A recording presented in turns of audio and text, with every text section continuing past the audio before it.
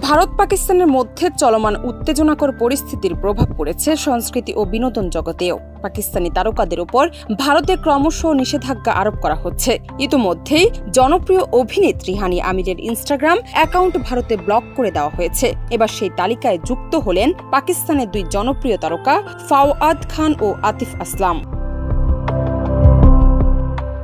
ফাওয়াদ খান, যিনি Kapoor and sons ও খুবসুরত এর মতো বলিউড ছবিতে অভিনয় করে ব্যাপক জনপ্রিয়তা অর্জন করেছিলেন, সম্প্রতি পেহেলগাম হামলার নিন্দা করলেও তাতে কাজ হয়নি। তার আসন্ন ছবি আবির গুলাল ঘিরে বিতর্ক তৈরি হয়, যেখানে তিনি বলিউড অভিনেত্রী বাণী কাপুরের বিপরীতে অভিনয় করেছেন। ছবির মুক্তি এখন অনিশ্চিত। একই সঙ্গে ভারত সরকার ফাওয়াদের সামাজিক মাধ্যম অ্যাকাউন্টও ভারতে নিষিদ্ধ ঘোষণা করেছে।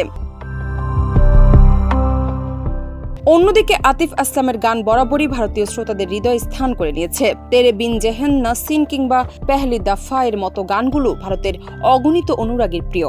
তার সামাজিক মাধ্যম প্ল্যাটফর্মগুলো ভারতে ব্লক করে দেওয়ায় ভীষণ হতাশ হয়েছেন বহু ভক্ত।